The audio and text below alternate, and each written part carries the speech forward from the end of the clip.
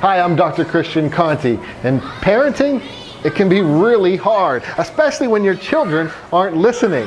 That's why in this video, I'm going to give you the 10 steps that you can take to learn how to discipline your children in the most effective way possible. So stay tuned.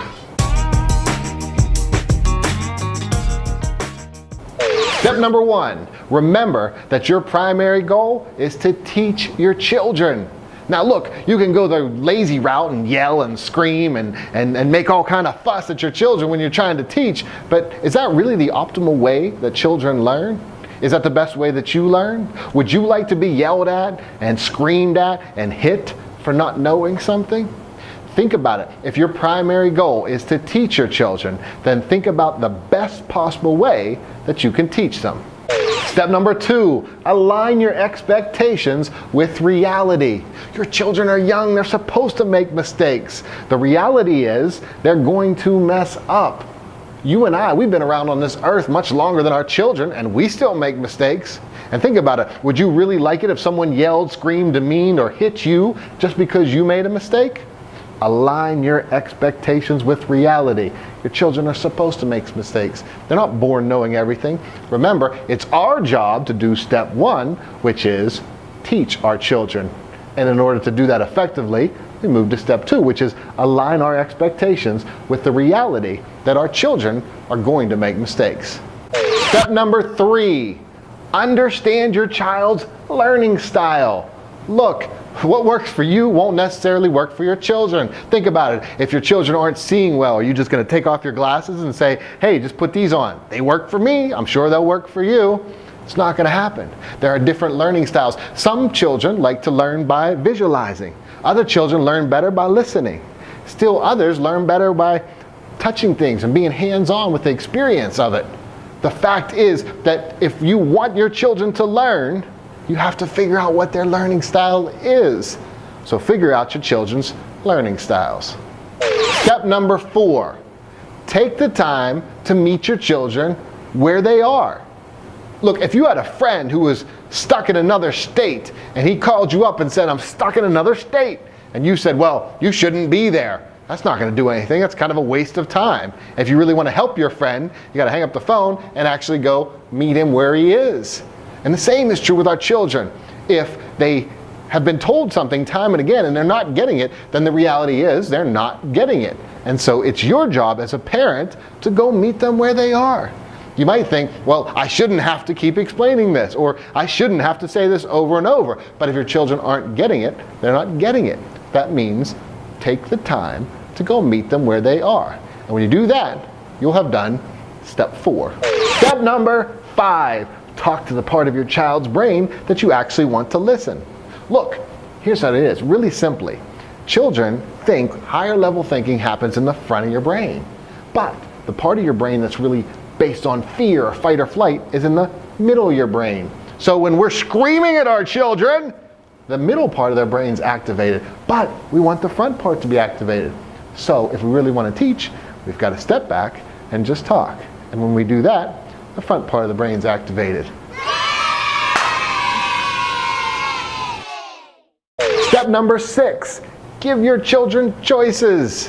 Whether you want to acknowledge it or not, your children have a choice in every situation. And that means they even have a choice to not listen to you. We might not be able to choose in life all the things that happen to us, but we always have a choice with what we do with what happens to us.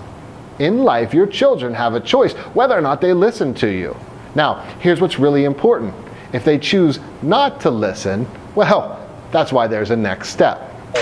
Step number 7, provide consequences. Although it's awesome to validate and acknowledge that your children have a choice, it's really important to not enable your children to keep doing ineffective behaviors. And so, to stop enabling them, you want to provide a consequence that will help them learn the lesson. Because you remember, your goal is to teach your children. Listen to this. Children who have the lowest self-esteem have no rules and no consequences. Children with a little bit higher self-esteem have rules and consequences. But the children with the highest self-esteem have rules consequences, and explanations. In other words, they understand why their choice led to a specific consequence. Because remember, your ultimate goal is to teach. And when you do that, you need to give them the reality that life has choices and consequences.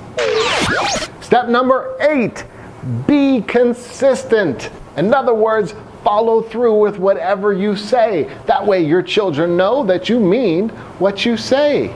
Look, we all start out with a whole lot of credibility with our children, but every time we tell them we're going to do something and we don't, our credibility drops. And it drops and it drops. And that's the bad news, but the good news is this. The more we can be consistent and follow through with what we're going to say, the more our credibility builds back up with our children. I'm not asking you to be perfect in regard to consistency, because any parent out there knows that's pretty much nearly impossible. But what I am asking you to do is to be mindful of being more consistent. The more consistent you are, the more credibility you'll have. Step number 9, use compassion.